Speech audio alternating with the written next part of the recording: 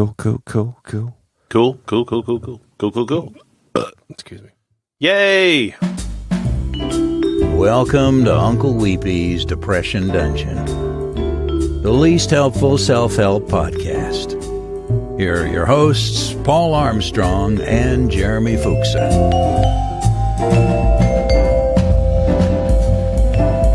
Sitting here looking at a dark desert in my Mojave dark mode.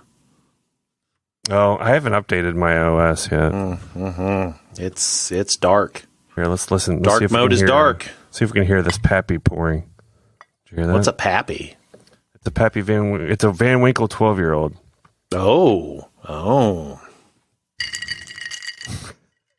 Oh, that's jingly and tinkly. I'm drinking it. Oh, I'm not going to say that. Never mind. I was saying I'm drinking a 12-year-old, and that's just wrong. Wrong.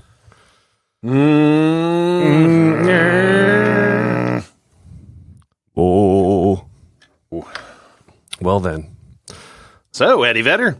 I had to make sure everything was working. It's been so long. I had to blow the dust off the microphone. Got to blow the dust off and shake the cobwebs loose and make sure settings are there. And But it's there. It's there. You're here. We're here. It's here. It's back. I mean, it's back. To everyone else, it's as if we've been back for 3 episodes, but yeah, because we've been making episodes, but those are a month and a half old. Shh. They just don't know that. Don't break the mystery. How's your week been going? This week has been fine. This week has been fine. Been good to get back to work after several weeks of feeling like I've been in a fog. Yeah. Do you want to talk about that, or we definitely can? It fits perfectly in line with our title of our show. All right. I'm going to follow your lead. Okay. I mean, we can get real heavy. It's whatever you want to do. It's whatever you're comfortable with. You know me. I'm comfortable with just about anything. Okay. So my mom has been dealing with dementia, Alzheimer's for 5 years or so, I guess. And I got a call 2 weeks ago. It would have been end of September. She'd been deteriorating, and she had basically at this point been mostly nonverbal, able to walk around, but not for very far. My sister told me that she would always respond to singing and would make her happy, and she would smile and all that stuff. But she gave me a call like on a weekend, or texted me actually, and said, "If you want to see Mom, you might want to go right now because she's not doing well." I'm like, "Oh, crap." So got some things together, drove out to Lancaster, Pennsylvania from here in Cincinnati on a Monday morning, really early. Got there by Monday afternoon and spent about an hour with her. She was pretty unresponsive, like just making noises, not opening her eyes. But I held her hand and talked to her and paced back and forth for a long time because I just felt weird and surreal, and just, knowing this was literally the last time I would be able to talk to her. Yeah. And I knew she wouldn't talk back. I just talked to her every now and then. She would lean forward and smile a little bit, but that's about as much as I could get, which for me was great. I being that far away, I didn't get to see her that often, which as a son to a parent, that just makes you feel incredibly guilty. I always felt guilty that I couldn't be there and that I couldn't do stuff. My sister lives really close, so she's able to be there, and that's kind of the toss up. But before all this happened, before she went to a home, we had begged her to move here because, you could see the grandkids and we could come and visit you all the time, and she just didn't want to do that. So, there's a little bit of we really tried to get her to be close to us so we could help, but she decided not to. So I can't feel bad, but I do. I feel bad. So, seeing her that last time was shocking. She just looked so old and shriveled and just not like I remember her, but it was still important to see her. And then I came back that Tuesday, early morning. It just was kind of in a fog that whole week. I worked that week, but I was still just, every time I got a text message or a phone call, I was for sure thought it was going to be my sister being like, she's passed. But thankfully, not thankfully, I still waited all week and was just kind of panicked. But she passed away on Saturday morning, October 1st. And we had the funeral last Friday, or 5 days ago, I guess. Mm-hmm. All the family drove up to Pennsylvania and got to see family and visit. But, the inevitable, your parents going to die thing, when you have to deal with it, it's very surreal. Yeah. There's moments where you don't want to cry. There's moments when you don't know if you can. And there are moments you don't know that you can stop crying. It was a long process for her. So it's kind of been a constant grieving, like as she slipped away from who she was into this prison in her body. So yeah, that kind of, you said 5 years, right? Yeah. And it's gradual. I think she had more on the dementia side because she didn't lose memories. She lost functions. Mm-hmm. So she would slowly forget words and forget directions and forget this and that. And then it would go back to, forgetting people and all that stuff. As the brain, I assume, just starts shutting down portions of areas and stuff. But yeah, so it was like a long kind of grieving and always being like, oh, how long can this go on? It just stinks for her. But then when it's, I like to say like everything seems to last forever until suddenly it's all over all at once. This is the way that felt like. It just took forever and then all of a sudden it was done, which still is a shock. I mean, she was 77, so it wasn't like shock like she was young or anything, but it's weird. And my parents are divorced. She didn't get remarried or anything. It happened. They got divorced, several years before she got diagnosed, oddly enough. But, so my sister and I have to handle all of her finances and all of her will and all this stuff. So, yeah. On top of that, it's just a lot of other stresses and busyness. Yeah. But it's weird. There'll be days when I'm fine and I don't think about it, and there's days where I just randomly will come up in the middle of the day, and I'm like, why is this memory haunting me right now? I don't want this. Sure. That's true of any loss. I'm sure anyone's dealt with any kind of loss, but the finality of your parent is really strange. Like, yeah. Even if you don't have a great I don't know. I can't say it because I had a pretty good relationship with my mom, but we have our own kids. We're really far away. Didn't interact with her much. There's still this desire of like, oh, that's my mom. That's my blanket. That's my comfort. That's my anchor. That's my captain. All those kinds of things that you think of with your parent, and knowing that's gone forever is even if it never would have been there. I mean, she lost that capability, but and then you're like, all right, I still have one more parent, and that's going to happen again too. Mm-hmm. And knowing that you've gone through it before actually makes it more terrifying the second time around, just because the awfulness and the pain that's coming. Ugh.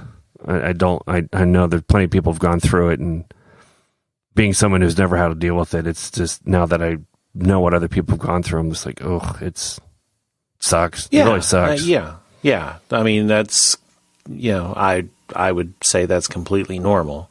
Yeah. Well, I mean, I sorry that you have to go through all that. I mean, it's, like you say, it's just something that happens, but it never makes it easier. Yeah. Gosh. there's no way to follow through with any of that. No, I mean, I do have some places to go with on this. I lost a grandmother to almost the exact same type of dementia, and and when it happened, I was, in my mid-20s, and and I was super selfish, and I said, well, you know what, I really want to remember her for, the person that she was instead of the person she is now, and things like that. And there was, like a year and a half that I never went and saw her. Yep. Because I just couldn't deal. And it's a great regret of mine. Mm-hmm. I get it. So, I can empathize. But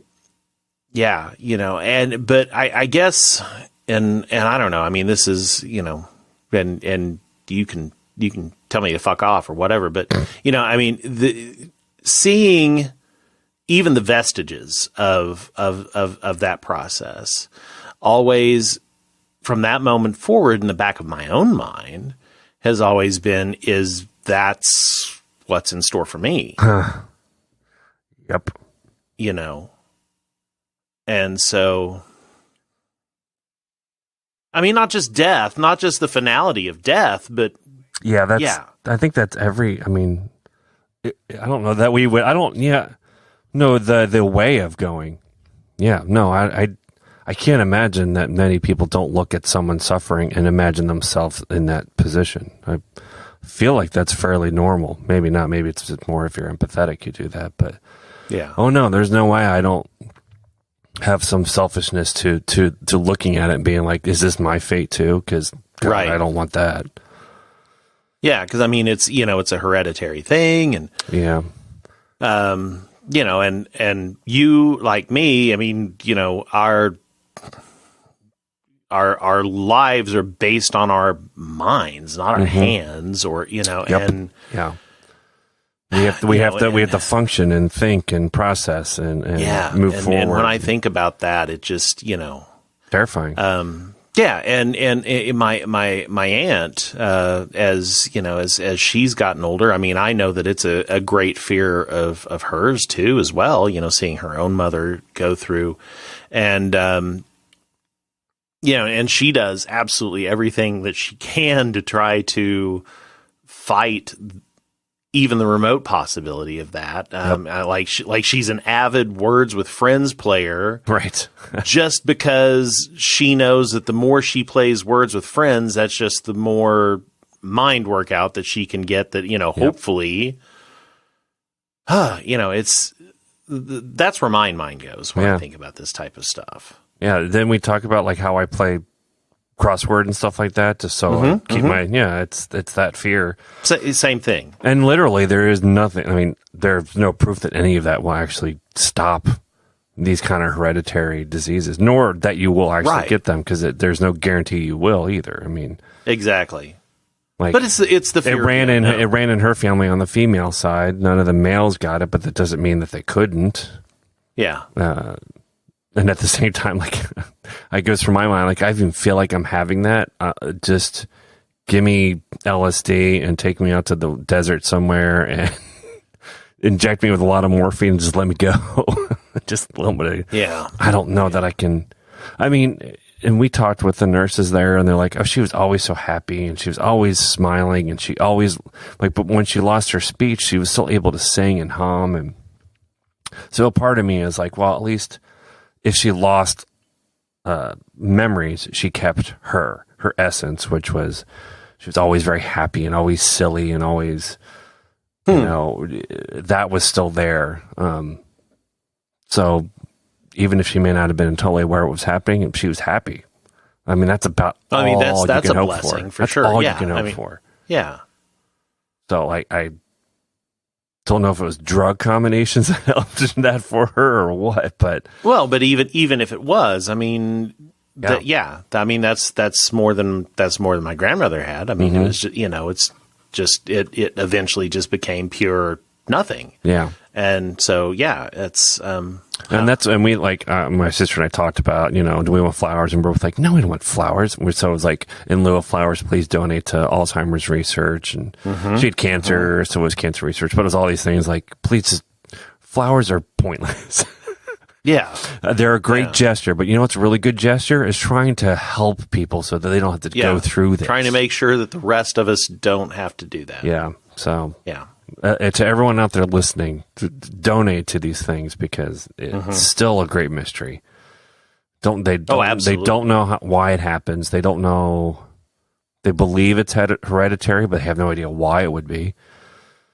On the spectrum of Alzheimer's and dementia, it's just like I know they've talked about like some sort of protein blocks that happen on the neurons or in your brain, like the little bridges between neurons, like they build up plaque or something like that, so they just start to not talk to each other anymore and then die off.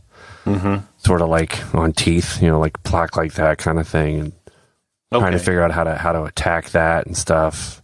They thought like light therapy might do stuff, and I can't remember where I saw this research. I'll look for it again. But like they're trying everything they can just to figure out what is actually happening, other than that they see like massive dead spots happening in the brain.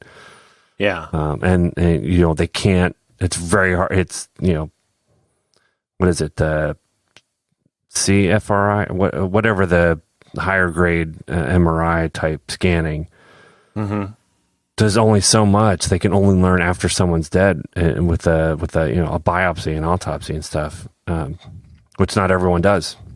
And it's sort of like the concussion stuff. Like we can't learn what happens till someone's already dead, which is that's hard to. An active brain is how you learn something, not one that's dead and inactive. You can only learn the result, not the cause. Right. So, all you can donate is not just to help them learn, but to develop technology to learn more about how the brain's functioning. I mean, that's really all it's about. They're just looking at the brain. So I'm sure that anything they research probably helps other brain injuries as well. Anyway, we got super weepy there, huh? Well, I mean, sure. Yeah. And deservedly so. Yeah. I mean, it was really nice too. Like my daughter was really close with my mom. Like they always called themselves two peas in a pod, and she was brave enough to stand up and speak unprompted. Yeah. And my wife spoke, and a lot of people spoke, and it was really great to hear people say such really great things about my mom. It was just kind of nice. Like a nice kind of bookend on everything, Yeah. And I mean, and do I understand that it was probably not easy even through grief and everything? I feel like from what tiny fragments I know about your daughter is that probably wasn't the easiest thing. Yeah, no, she definitely has anxiety and all sorts of stuff, but when we've talked about it before, she's like, I don't want to regret not doing something. And she does that a lot. She'll often do things that are really hard for her, but she knows that she would hate herself if she didn't. Probably because I tell her all the time about stuff that I never did that I regret, but Well, that's good. Yeah, I mean, that cautionary tale. Yeah, you can't go back. So you get that chance, you get that bubbling in your stomach, that anxiety. Fight through it. Just do it. Just start talking. Just start walking. Whatever it is. Because you can't literally go back and try again. There's no do-over. Despite what people might tell you, there is no do-over. That was another kind of interesting thing, is like we haven't been to church in 3 years or whatever, and it was, my mom going to church and was a pastor there and a mini sermon. I felt so disconnected from all of that talk. Like, we know she's in a better place, and we know she's looking down. I'm like, that's all great and comfortable. But, it seems like definitely it's a panacea for the people who are alive to feel better about the person who's gone. I'm like, I'm not sure if it's better that she has some life outside that she can't interact with all the people that are talking to her, or if she's just gone and, like, sleep. You don't know that you're asleep most times. You didn't know when you weren't born. True. The whole amount of history that happened, you had no idea happened because you didn't exist. And were you upset about that then? No. I mean, it definitely helps people who are dealing with the grief to feel like there's more to it, but it has downsides where you might not take that chance. You might push down. You're like, oh, I don't need to say anything right now. Like just like that whole horizon never comes kind of idea. Like everything's forever. It's just not. Yeah. Not that you can prove. No. And if you can't, then live like you like that was one of the things that the guy at the funeral said, like, there's $1 billion. I don't know why he said this. It was really weird. It's like there's $1 billion industry out there to tell you that life is only for right now and all you have is the present. And I'm like, what is wrong with that? But like that's a lot of people's mentality. Is like that's a terrible thing to say, that there's only now and only this moment. I'm like, you're going to miss a lot of chances. And who said that? The pastor. Huh. Yeah. That's a weird thing to say. Yeah, it was. It really bothered me. I'm like, what is so wrong with living in the moment? Didn't he say that? Yeah. My wife is right here, and she's like, yeah. It was weird. That's a strange thing to say. Huh. I think it must have been in relation to, mysticism and stuff like that. Buddhism, all the Eastern. I mean, it's the East Coast. They're pretty. Yeah, but what did that have to do with anything in the moment? I don't know. I don't know. I'm like, what the hell? What? I mean, I couldn't connect the two, but there's a weird disconnect. I'm not. I think it spins nicely with current political climate too. Like, the reason that people deny climate change is because they really don't give a shit, because they think there's going to be a new heaven and a new earth. Right. I'm like, great. That's great. Yeah. Let's put all of us through hell now, just so that some maybe supposedly or unprovable thing written thousands of years ago. We'll bank on that. Yeah, but I'm doing much better. Good.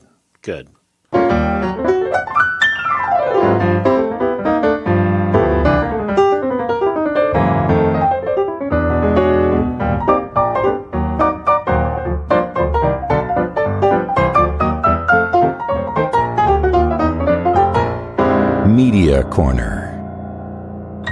All right, so I finished Maniac. Did you watch Maniac? I also have finished Maniac. Okay.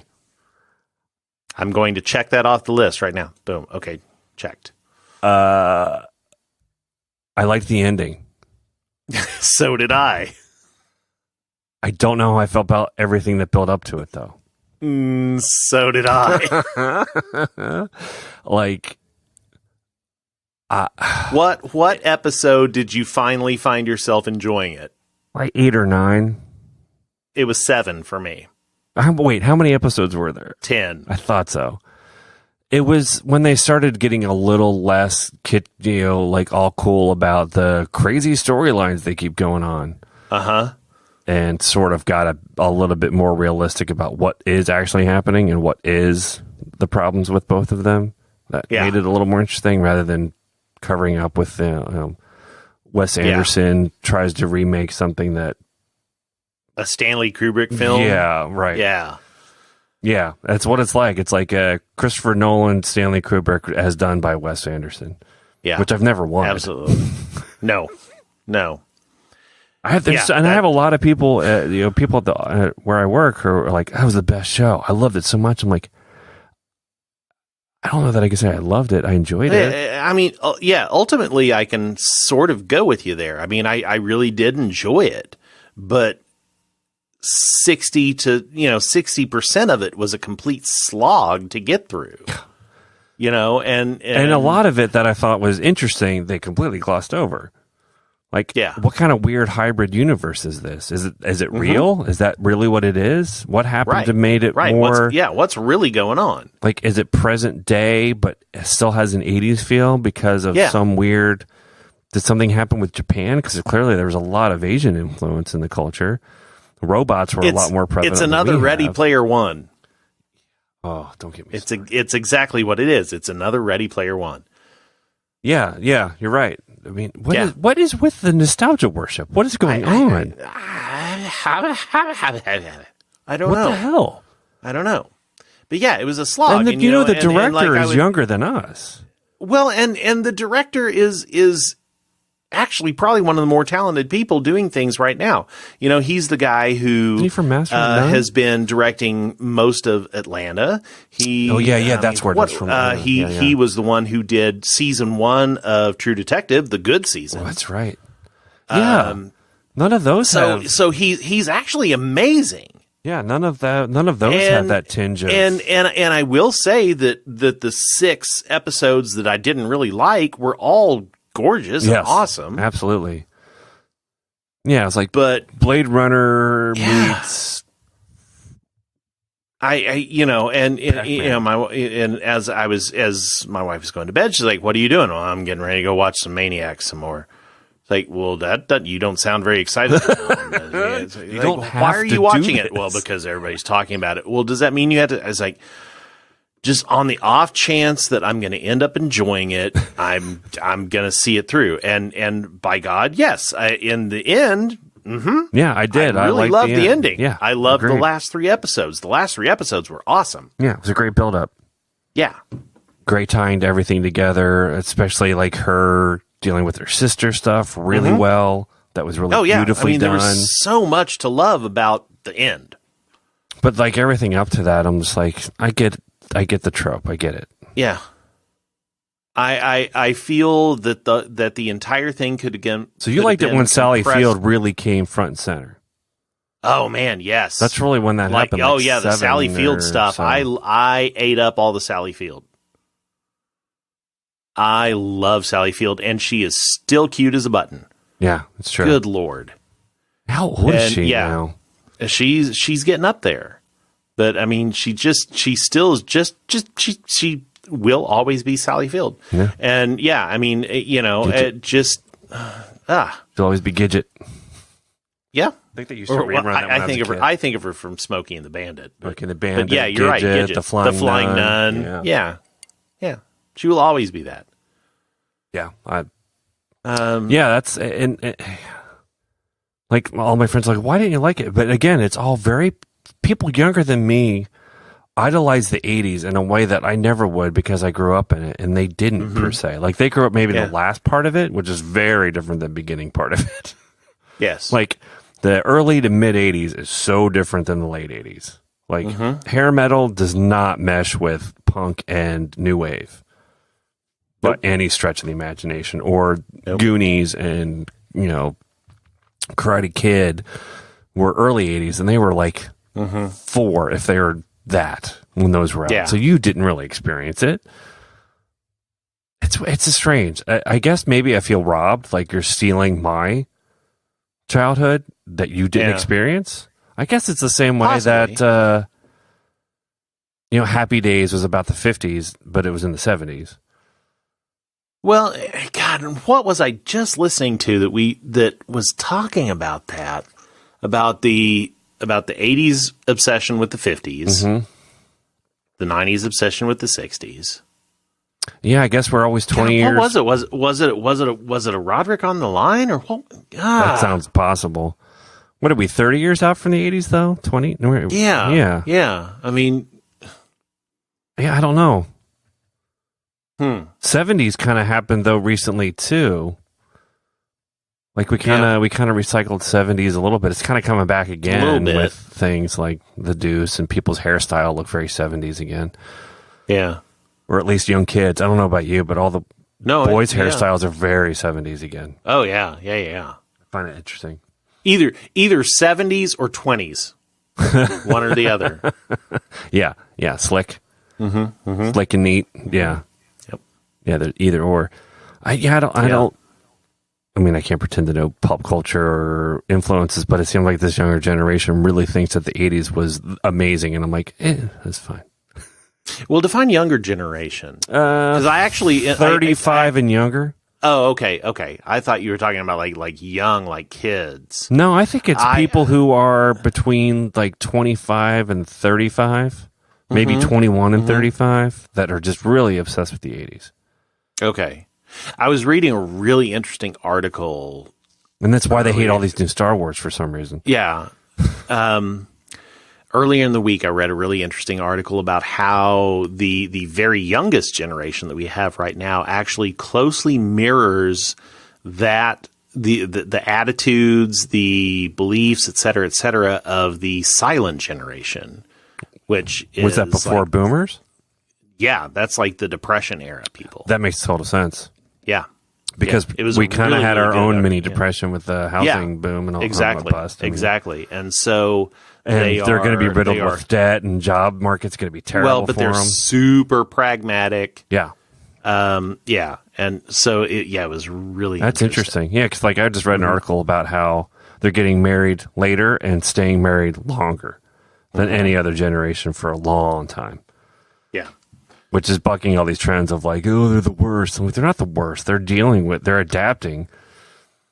That's a whole nother conversation. But so what else has been watched? I finished Ozark season 2. Okay, I haven't hopped on that train yet. No Ozark yet? Nope, no Ozark yet. Did you like Breaking Bad? I loved Breaking Bad. Okay, you'll like Ozark. Yeah. What else? I'm trying to think if there's any movies I've seen. I don't think so.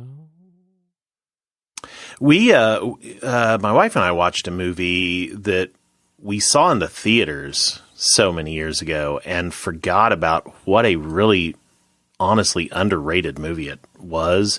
Do you remember the movie Saved with Mandy Moore? Yeah, that was on. Yeah, it's on Showtime. It's on Showtime right now. Yeah. Yeah, it's been a long time since I've seen it though. Yeah, we watched that the other night. Mandy Moore, Jenna Malone. Jenna Malone. It's a Culkin. Macaulay Culkin. Yeah, Macaulay Culkin in a wheelchair. Yeah, that's right. Oh man, that is such a good movie. It really is. I remember at the movie. time, I think probably being insulted a little bit by it, but I bet I would not feel that way now. You should revisit it. Yeah. It's really good. It's really good. We watched that. That was I always get that and election lumped together. Yeah, I don't can know see why. how you I do have that. no idea why. Maybe timing? No, I could see how you do that. Oh, there is a movie I saw. Documentary, actually. 3 Identical Strangers.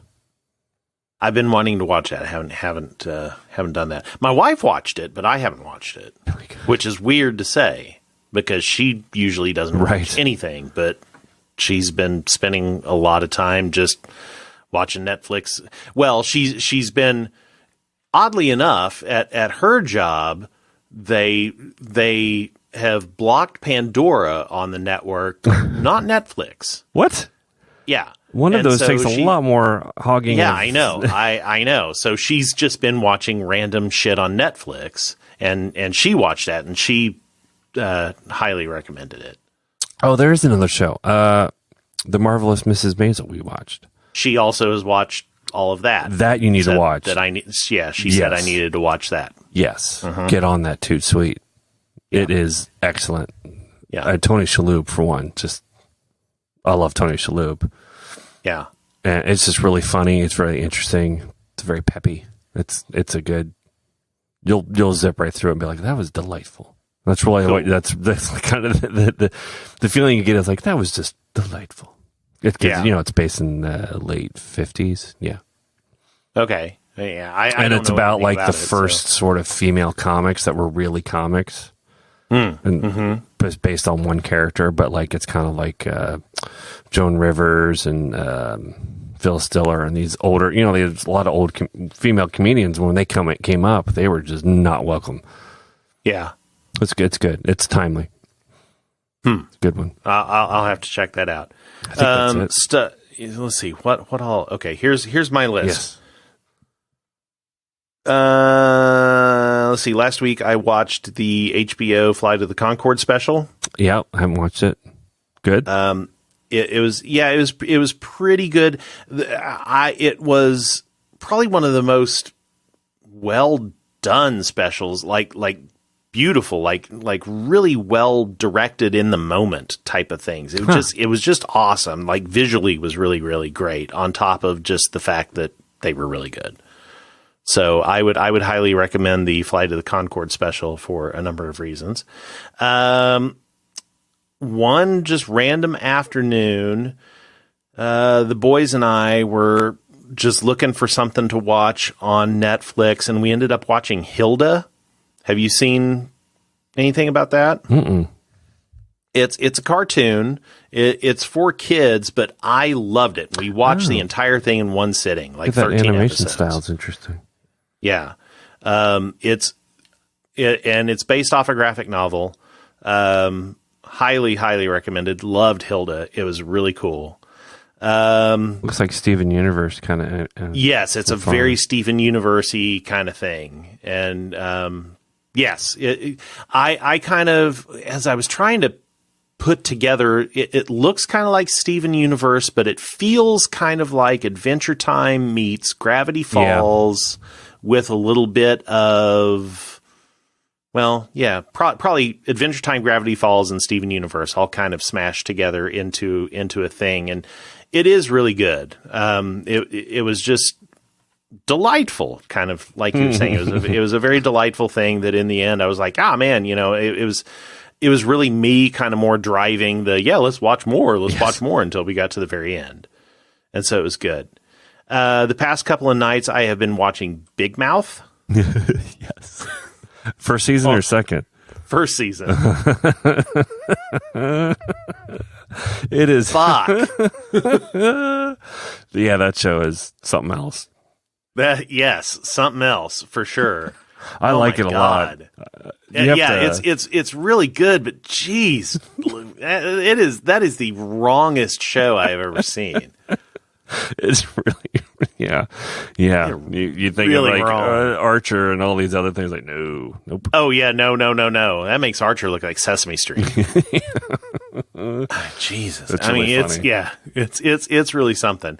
I think like the thing that so far that's my favorite is Maya Rudolph's female hormone monster. Yeah, the way There's she talks. something about the voice, man, because it makes me think of her character on Saturday Night Live that used to talk about going and getting her Hyundai, but like with a little bit of a lisp because she's got the fangs, and oh man, it's good stuff. Have you Good seen stuff. there's the, speaking of Maya Rudolph, she's in that Fred Armisen show on Amazon that I've heard people say is pretty good. I can't remember what it's called now.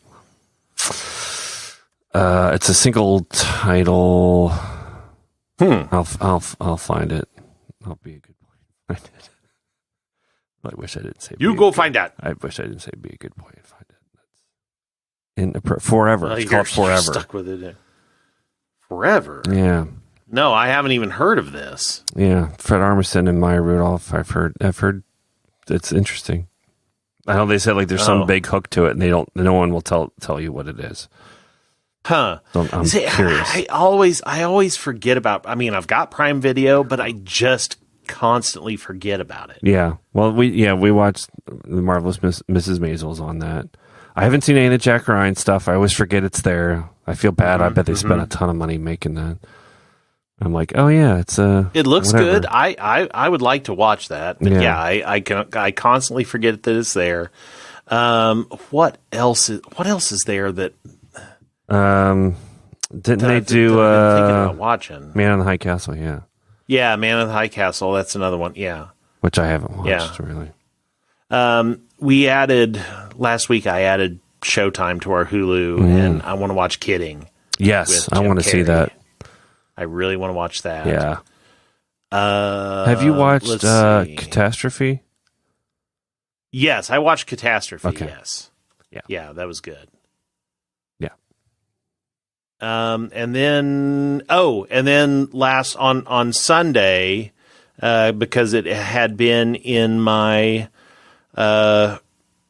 Netflix list forever because I had never watched it. My wife and I sat and watched 20 episodes of The Good Place in a row.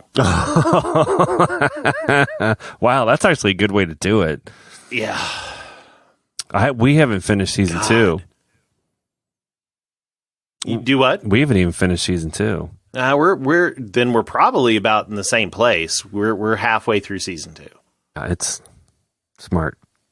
Yeah, it's a fantastic show. Yep. Yeah, I remember telling when it first came on, I'm like, it's like not any kind of sitcom you've seen. Like, it's a comedy philosophy. It's a comedy lost. It's a comedy lost. Yeah. Yeah. It's good. Yeah, it's very good. If there's any... Have you started watching Brooklyn Nine-Nine yet? No. Okay. No, we same we guys. All the same guys. All the Parks and Rec and yeah, Good Place. He does like... So you know what kind of bones it will have, which should give it some like any comedy. It takes a little bit to get into, except for the Good Place because it has such a concept. Right. It's a good one. I recommend. Yeah. Yeah, Good Place is... good I just love Ted Danson so much. Oh yeah. It's I'm not exactly sure. I don't know who I love more. Whether my favorite is Jason Mendoza or Janet. Oh, Janet is the best. She's hilarious. Yeah. Jason is so dumb. It is the best. He's just an idiot. And he has to be I want to give the slight edge to Janet. I love Janet. She makes it. She's actually vital anyway, but... Oh, yeah. Yeah, she... the fact that she falls in love with Jason just cracks me up. Yeah. Yeah. Oh, great. Yeah, all the characters are pretty great. Mm-hmm. Mm-hmm. You made me just think about that show again. Oh. Yeah. Well, it's very funny. You gotta. I imagine we're gonna finish season 2 this weekend, and yeah, hope that is season 3. Is it on Hulu? Just starting. Yeah, I believe. Yeah, I think it is too. Do believe. Yeah. Do you ever watch Superstore? No, you've I mentioned talked about it before, and have never gotten into it. There's just too much. There's too many shows. Yeah, it's impossible to keep up with. Yeah. AP Bio, I'm almost done with. Oh, AP Bio is great. I watched all of that. That was good. It is so uncomfortable to watch. It is, but oh man, it's good, and I can't wait for more. I cannot wait for more. Paula Pell, she's the assistant. She's yeah. She kind of steals the show. Panda's so great too. Like it's probably a role that he didn't have to take on. He's really good, but Paula Pell really is kind of what makes the show for me. She's hilarious. She's been in so many things and so chameleon-like. You always forget. Like, oh yeah, she's Pete Hornberger's wife in 30 Rock, and in Parks and Rec, she was Ron Swanson's mom. Well, and she was such one of the most influential writers at Saturday Night Live for the longest time. Yeah. She was head writer, wasn't she? Or something like that? She was for a while, yes. Yeah. Yeah, I think she's the one that taught. She was with, not Amy Poehler, 30 Rock. No, what's her name? Tina Fey. I think Tina Fey worked under her. Yeah, she was head writer, I think, before Tina Fey. Yeah, so I mean, like, she was she was ushering in Tina Fey and Amy Poehler. And did you ever read that Saturday Night Live book? There's like a oral history book of Saturday Night Live. I've read some Saturday Night Live. There's a really great oral history. It's like the definitive. I can't remember what it's called. I don't know. It's really, really, really good. Super easy read. It's like if you ever read the Seinfeld, there's a Seinfeld one that's interesting and fun. I'm looking over at what books I have left in my house. I think it's called Live from New York. Oh no. The one I have is about Tom Davis and Al Franken. Oh yeah, no. This is just called Live from New York. It's a complete uncensored history of Saturday Night Live. As told by writers, stars, and guests. It's very good. I'll have to check that. Now, I will also say that the Tom Davis, Al Franken one is really good, too. Yeah. Well, this is just a really good behind the scenes, talking to everyone who's written and been on it. The Chevy Chase section is very interesting. I'm sure it is. I'm sure it is. Oh. It's So how is... No, go for it. How's everything else going? Good. How's your? You've been a month now at your new job. Been a month. It's been a month. Still getting your legs under you. Yeah.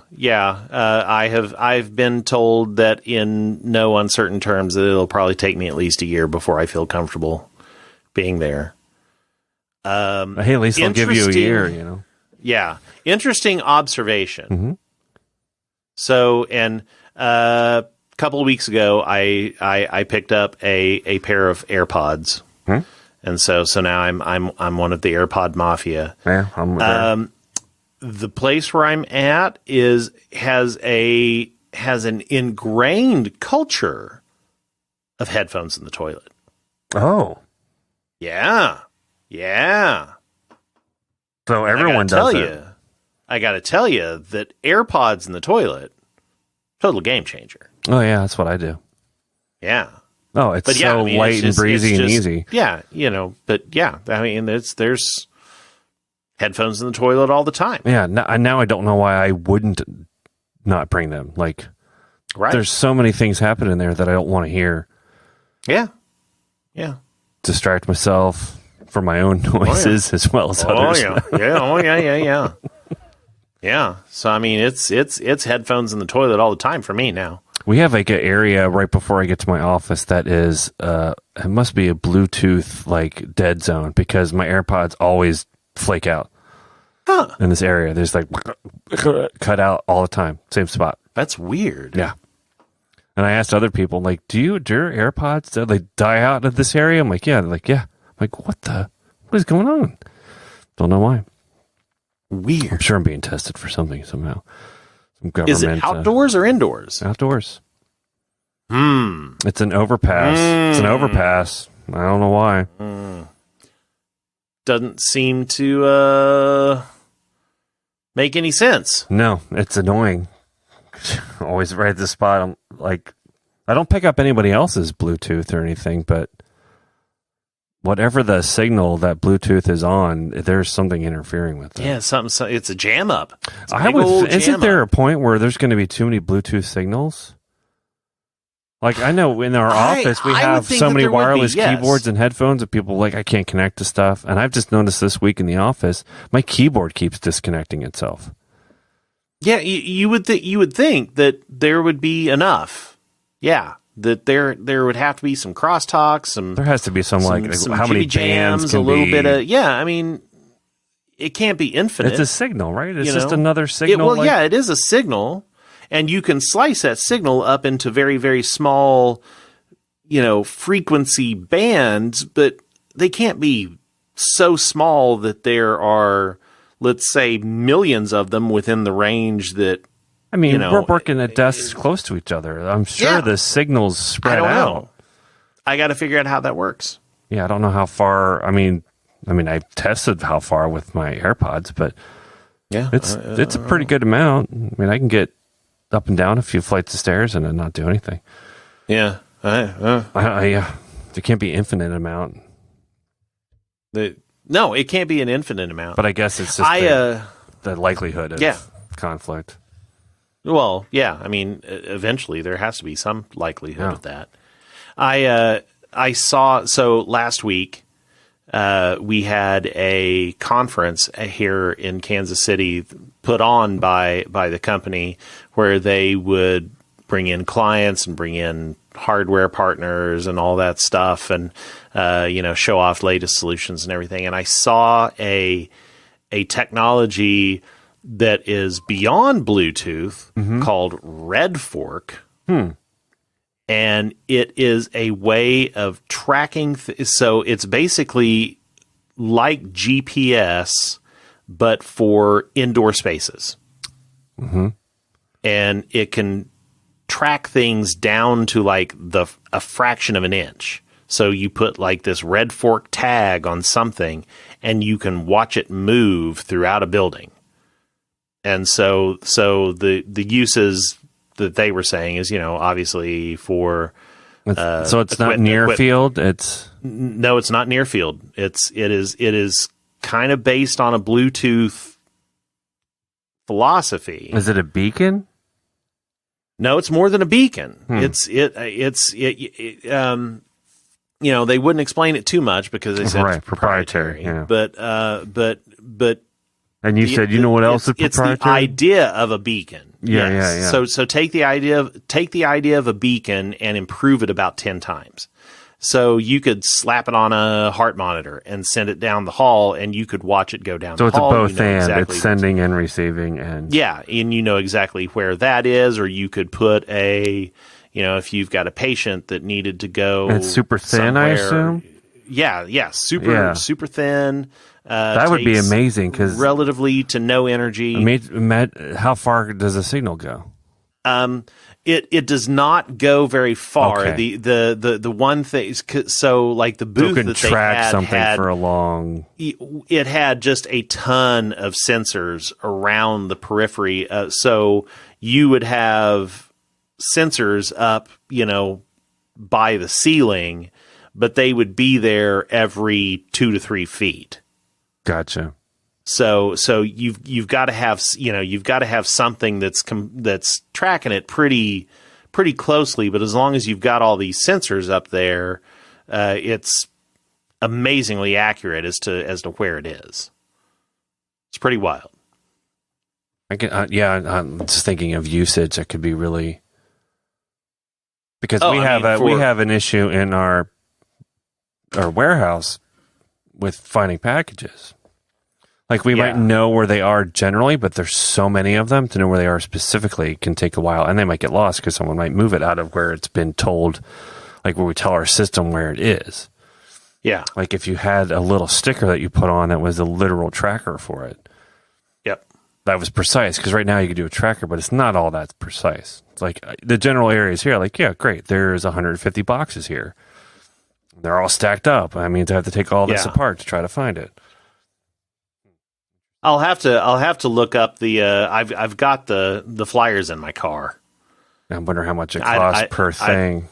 I don't know, but I don't remember exactly who it was that manufactured it. But it was the most impressive thing that I saw there, for sure. Yeah, I thought if it was a Kansas City conference, it would be just a barbecue conference of some sort. There are plenty of those, but this one happened to have to do with software and stuff. Or just all be about how amazing Patrick Mahomes is and football talk. Yep. A lot of football talk happening. A lot of pigskin discussion. So it's so disingenuous. Pigskin flapping the flapping pig, yeah. And kicking the balls. Yeah. Flapping the kicking balls. Yep. They have said many things about that gentleman.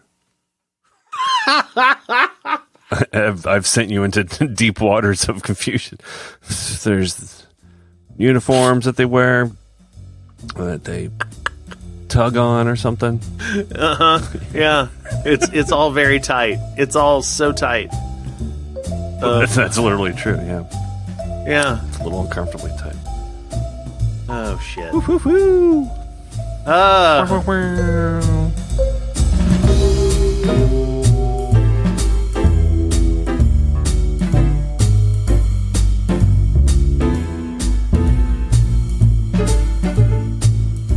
Do you have questions or topics for the show? Call 816-535-1094 and leave a voicemail. Or reach us on Twitter at Uncle Weepy. If you enjoyed this show, first rate and review the show on iTunes, Google Play, or wherever you get your podcasts. Your review helps the podcast robot suggest this show to other listeners. Second, consider supporting the show on Patreon. Patrons of the show get access to exclusive after-show material. Several levels of support are available. Visit patreon.com/Uncle Weepy for details.